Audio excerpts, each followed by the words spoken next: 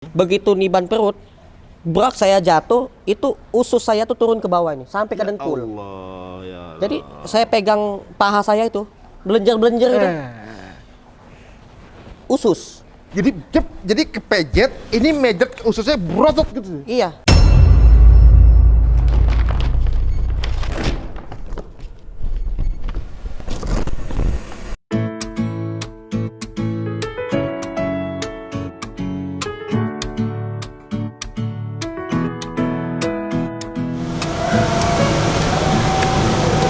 Alhamdulillah.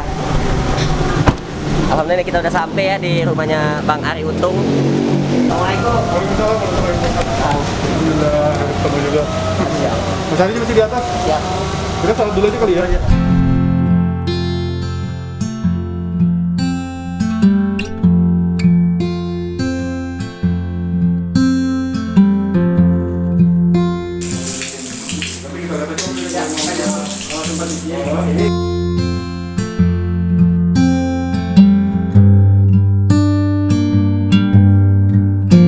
Assalamualaikum warahmatullahi wabarakatuh.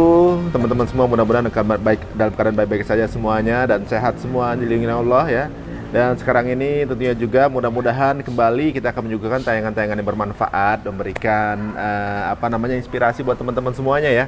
Seseorang ini bisa dibilang beliau ini, kalau saya udah dengar kisahnya beliau ini kayanya dari mindset. Mindset beliau itu udah kaya gitu. Masalah punya duit atau enggak cuma masalah keadaan aja. Sementara kadang-kadang kita dapat duit, kadang enggak, itu hal yang biasa. Tapi beliau ini punya mindset kaya. Kenapa bisa begitu dan apa sebabnya? Nah, kita akan ngobrol dengan seseorang yang mungkin saya telat taunya ada sebuah gerakan namanya rumah makan gratis. Ini udah viral cukup lama, tapi saya baru tahu belakangan. Rumah makan gratis. Jadi beliau ini udah membuka beberapa outlet rumah makan gratis. Ini menarik sekali. Langsung aja kita ketemu dengan Mas Adit. Assalamualaikum Mas. Waalaikumsalam warahmatullahi wabarakatuh. Sebenarnya Mas Adit ini kalau menurut saya, setelah saya pantau adalah sudah pada level ustadz menurut saya sih sebenarnya ya. Karena sudah hidup menjalankan apa yang dia katakan gitu ya. Walk the talk orang bilang.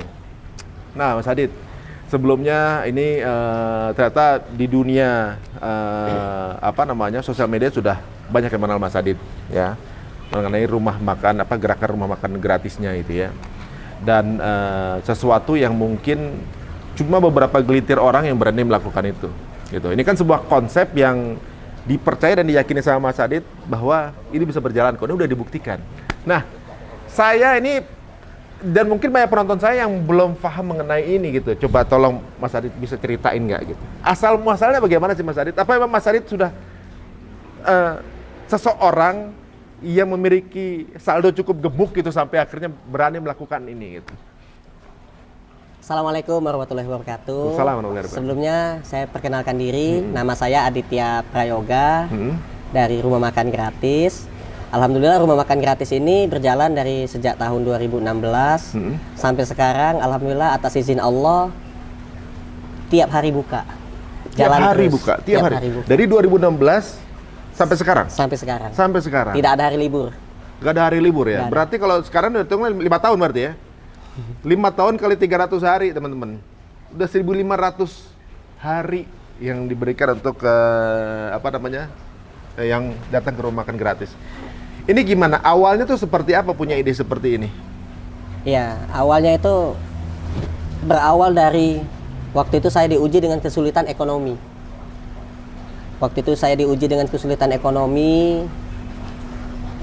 Saya tidak punya pekerjaan. Saya sebagai pedagang keliling yang punya penghasilan paling besar 50.000. Waktu itu saya punya hutang yang lumayan cukup banyak, utang saya waktu itu. Karena saya sebelumnya punya orang tua sedang sakit. Bapak saya sakit, matanya buta. Kena penyakit komplikasi, penyakit gula, diabetes, sama glukoma. Mata dua-duanya buta, nggak bisa lihat. Jadi setiap kali bapak saya harus makan obat, harus beli obat, saya terpaksa harus cari uang. Sampai saya rela pinjam uang sama teman saya dan akan saya bayar secara cicil. Sampai bapak saya meninggal, utang saya numpuk. utang sama teman yang ini, teman yang ini, teman yang ini. Kalau saya total, utang saya itu mencapai lebih dari 20 juta. 20 juta. Tahun berapa tuh? Waktu itu tahun 2016. 2016 ya. Iya, awal 2016. Hmm. Nah, tapi sebelum bapak saya meninggal itu, bapak saya tuh pernah berpesan dalam keadaan sakaratul maut, dia berpesan, "Dit, bapak nggak mau ninggalin kalian sebelum kamu nikah. Carilah istri, keluarlah rumah, carilah istri. Bapak tungguin." Merinding saya, gemeteran saya. Saya tuh ada penyakit yang saya belum cerita ke bapak saya. Kalau saya tuh punya penyakit. Apa tuh? Saya tuh mandul.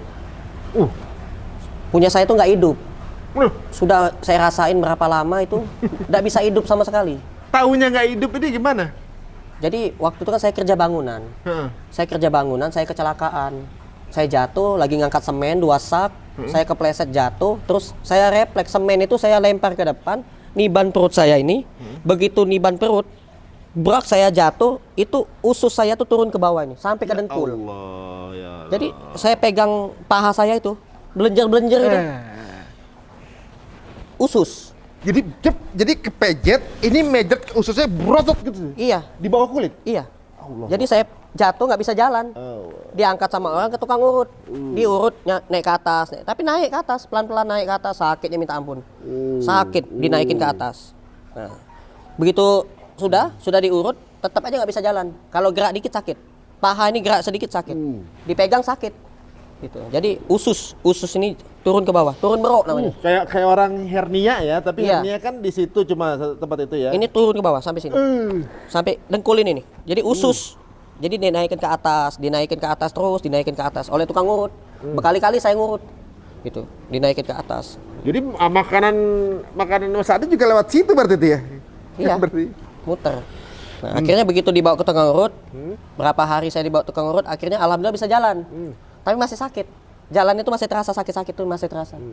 Nah, setelah jalan sebulan gitu, saya tuh mikir kok nggak hidup-hidup. Bagian itunya. Punya saya nggak hidup-hidup.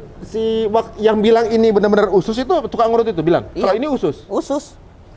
Saya akhirnya karena nggak hidup-hidup, kencing juga nggak normal. Sedikit-sedikit. Nggak cer gitu selesai enggak. Gitu. Jadi pengen kencing. Jadi itu jatuh tuh kena persis di perut, bagian perut. reproduksi segala macam ya, pengeluaran segala macam. Iya, perut. Jadi turun ke bawah, naikin ke atas. Akhirnya saya ke dokter. Harus operasi, kata dokter. Harus operasi. Nah, saya nggak punya duit. Waktu itu kan belum ada BPJS, belum ada apa. Saya nggak punya BPJS. Nah, akhirnya harus operasi, biayanya sekitar 7 juta. Saya nggak punya duit. Ya udah, saya pulang aja, nggak usah operasi gitu. Nah, ada teman saya katanya coba bawa ke tempat Sinse. Di Sinse ditusuk pakai jarum, aku puntur. Terus ada yang di bagian belakang, di bagian pantat sama bagian kaki, sama bagian sini. Itu dibekam, perut ada yang dibekam. Nah, di belakang sini itu sama di belakang sini juga akdain namanya kalau bahasa Arab. Nah, sini. Ini dibekam, terus diakupuntur, terus makan herbal. Obat-obatan herbal gitu. Tetap aja nggak hidup. Punya saya nggak hidup, bisa jalan tapi alhamdulillah bisa, tapi ininya udah naik ke atas, ususnya udah naik ke atas, udah naik ke perut, bisa jalan tapi nggak hidup. Tahunya nggak hidup tuh gimana? Ya saya ngerasain nggak hidup sama sekali, ngecut kecil, ya kayak ya kok berubah jadi kecil gitu, ngecut gitu kecil. Oh jadi masuk gitu? Iya ngecut nggak hidup. Bingung saya itu, makan obat apa ini saya bilang itu biar hidup ya kan. Mau cerita malu sama Sinse. Sama apa namanya yang ahli herbal itu ngomong saya itu obat biar hidup apa ya gitu. Dikasih obat kuat bukan itu bukan maksudnya. Ini biar hidup aja gitu, biar nyala hidup gitu. Sempurna ada katanya. Obat kuat tapi ya itu kan buat berhubungan sama suami istri. Iya benar. Tapi kalau misalnya gini. Misalnya apa namanya kayak kadang gitu sempitan saya ngeliat lawan jenis gitu. Itu nggak ada perasaan apa-apa gitu. Nggak, ya saya nafsu sama cewek. Normal, saya normal, tapi itunya aja nggak hidup. Iya, kalau ngeliat cewek cantik mah nafsu saya mau. Tapi itunya nggak hidup. Nggak hidup. Nah, karena berhubung bapak saya mau sakaratul maut, mau meninggal, minta saya keluar rumah cari istri, nikah. Itu dengan saya pusing, sudah galau saya itu. Wanita-wanita nggak ada yang mau sama saya. Satu, saya miskin, jelek, dekil, hitam. Saya itu hitam dulu, hitam banget. Sekarang ini agak bersih dikit. Iya, dirawat oleh Bang Reza. Ya dulu hitam banget dulu. Udah ada istri juga kan? Nah, ini sebelumnya Dulu nih. saya hitam banget, kurus, ya kan. Terus nggak ada yang mau sama saya.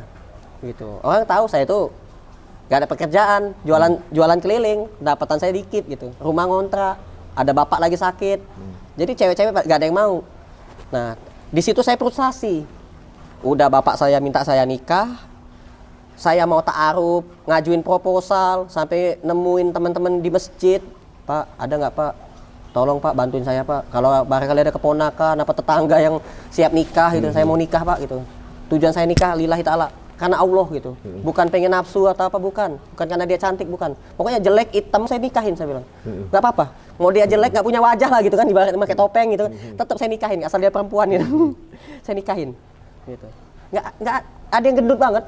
Ada dulu cewek, saya melamar kan. Bismillah, mudah-mudahan aja ta'aruf saya diterima gitu kan. Ada cewek gendut banget. Ditolak. Nggak mau saya sama kamu katanya. Mentah-mentah iya ngomong gitu. Ada juga yang cewek kampung ngomongnya gini, orang tuanya bilang gini, Mas Adit mohon maaf, anak saya mau kuliah dulu katanya. Masa sulit kuliah? Dia lagi kerja gitu kan, kuliah. Ya udah alasan berarti. Ditolak secara halus. Ya udah saya pulang. Akhirnya saya frustasi. Begitu saya frustasi, saya datang ke masjid. Itu ada masjid belum jadi waktu itu, masjid, nama masjidnya itu Mu'adz bin Jabal. Di masjid itu saya sholat, sujud lama-lama, saya sholat tahajud itu sujud lama-lama saya. Sambil saya berkata, ya Allah, berilah hamba istri yang paling tercantik di Bojongkulur. Bojongkulur, Kecamatan Gunung Putri, Kabupaten Bogor. Tempat saya sujud ini kalau ada wanita paling cantik, jodohkanlah sama saya ya Allah. Gitu. Saya janji akan jaga dia, akan nikahin dia gitu. Jodohkanlah jadi istri, jadikan istri saya ya Allah gitu. Itu cuma doa saya cuman itu. Di sholat sepertiga malam itu saya sujud berdoa gitu. Tiba-tiba besoknya pagi-pagi ada SMS masuk. Jadi waktu itu saya kan nemu HP. Nggak tahu ini HP siapa, nggak ada yang nelpon, nggak ada ini. Saya pakai, saya bilang ke teman saya ini nemu HP, bilang itu. Tapi nggak tahu nama HP siapa. Nggak ada ini apa? HP plong aja, nggak ada kartu, nggak ada. Tahu-tahu nemu. HP-nya aja. Nemu HP Asia. Jadi tapi terpisah. Jadi HP itu nggak ada kartunya. Terpisah, kayaknya jatuh dari motor. Namanya HP Asia dulu. Saya ganjel pakai kertas, saya kotak-katik, saya cas gitu kan, minjem casan tetangga saya, hidup. Saya beli kartu. Saya bilang ke teman, nah saya punya HP sekarang. Dulu kan nggak punya HP saya. Saya punya HP sekarang, HP nemu. Gitu. Saya lagi pulang jualan itu jalan kaki, pulang ke rumah, nemu HP pinggir jalan. HP bukan, kayak HP bukan. HP mainan bukan, kayak HP bener Asia mereknya itu. Saya ambil, saya cari baterai dia ketemu, ya kan nggak ada tutupnya. Saya ganjel pakai kertas, pulang ke.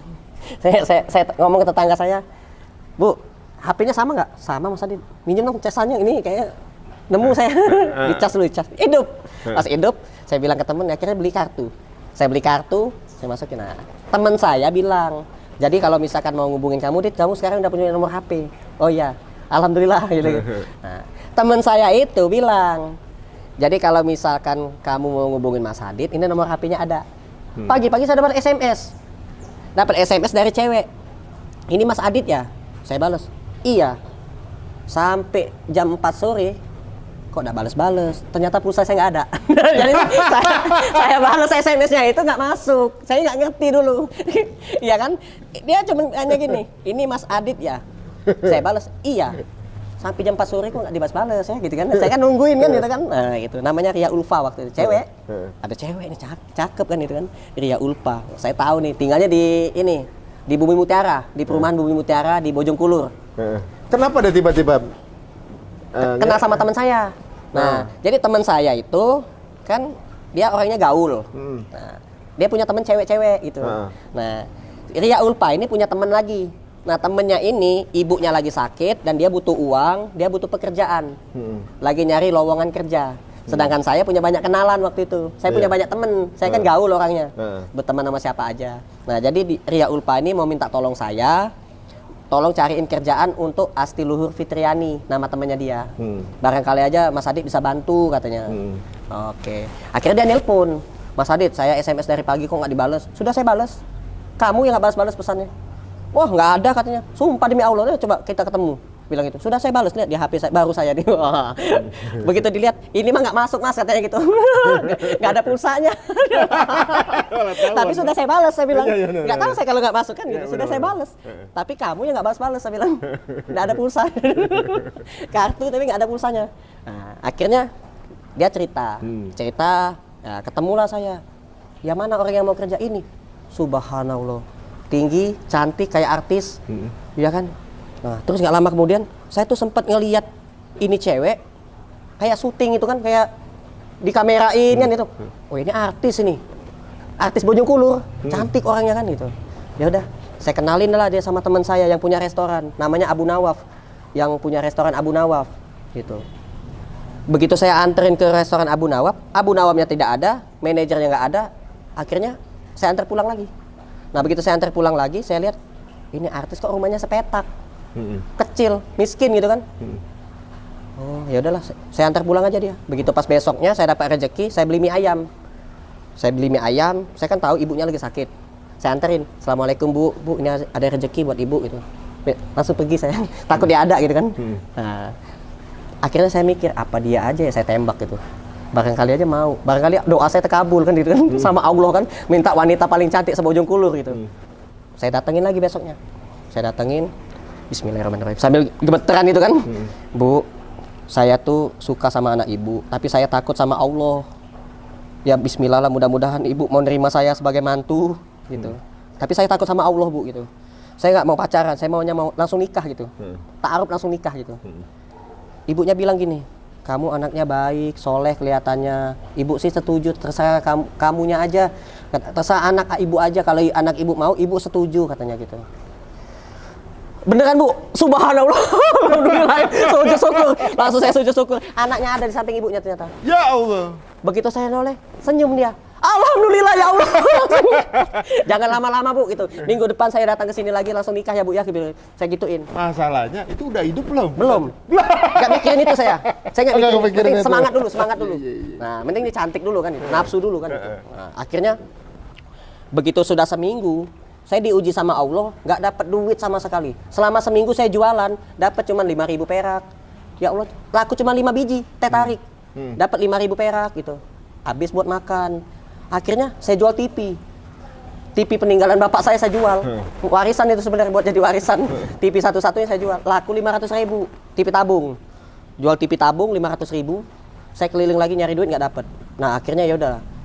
Uang jualan TV 500.000 tuh saya jadiin modal nikah. Saya beli cincin-cincinan, cincin lumba-lumba tuh. Jadi begitu saya nikah saya alhamdulillah diterima apa adanya. Saya ngomong, saya punya banyak kekurangan gitu. Nanti suatu saat nanti jangan kekurangan ini yang Allah kasih ini jangan dijadikan bahan penyesalan gitu. Saya nerima kamu apa adanya tulus lillahi ta'ala. Tapi kamu mau nggak nerima saya apa adanya? Insya Allah jawabnya. Saya menikah karena Allah, bukan karena nafsu. Wah, alhamdulillah. Iya gitu. Iya, saya cuma ada duit 500.000. Kamu mau nerima? Insya Allah katanya. Saya terima kamu apa adanya. Masya Allah. Saya beli cincin lumba-lumba yang dipakai sama istri saya sampai sekarang. Nanti saya liatin ya cincin lumba-lumba. Jadi begitu pas saya nikah, saya beli air mineral 1 dus, terus beli roti anget. Kan di kampung Bojongkulur kan ada roti anget. Harganya Rp1.000. Saya beli 100, sudah banyak tuh 100.000. Beli aqua sedus, air mineral sedus, roti anget 100.000, sisanya 350.000. Beli cincin 30.000, tapi diam-diam aja.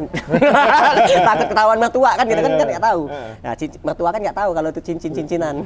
Beli cincin. Makanya saya nikah itu saya sebutin. Saya nikahi Astiluhur Fitriani binti Dada Hidayat dengan cincin dan seperlengkapan alat sholat dibayar tunai. Sah? Sah, jawab sah semua. Alhamdulillah. Jadi dia nggak pakai emas, nggak usah pakai emas, pakai cincin. Yang penting kan cincin lumba-lumba. Itu pun nggak muat, tapi sekarang dia kurus, jadi agak muat dikit. Kelingking. Nah, kalau di sini nggak muat, ke jari manis nggak muat. Masih dipakai sampai sekarang? Sampai sekarang dipakai. Tahun berapa tuh berarti? 2016. 16. Nah, cincin lumba-lumba itu ngasih ustadz 50.000. Saya amplopin, ustadz yang nikahin saya. Saya kan nggak pakai KUA waktu nikah, karena nggak punya duit. Nah, ustadz saya kasih. Waktu itu ustadznya Ustadz Abu Hanif Ali Patada yang nikahin, yang bantu nikahin. Nah, begitu saya kasih amplop 50.000, dalam hati saya ya diambil lagi. Dalam hati kan waktu masih miskin kan saya kan itu.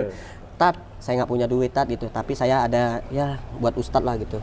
Oh Masya Allah ahi, jazakallah khair gitu. Afan Ustadz, dikasih. Ya diambil dalam hati saya. Begitu diambil, dia masukin kantong sini, dia keluarin amplop di sini, ini hadiah buat antum. Tat, jangan Tat, nggak apa-apa, ambil, terima aja. Tebel banget Tat, tebel banget. Begitu saya intip dikit, merah semua. Dikasih Ustadz itu. Begitu saya itu 2 juta, ngasih Ustadz 50.000, dikasih hadiah 2 juta, saya baru nikah. Masya Allah, lumayan buat modal gitu. Nah, akhirnya saya nggak lama kemudian saya ngomong ke istri, saya kan tinggal di rumah sepetak.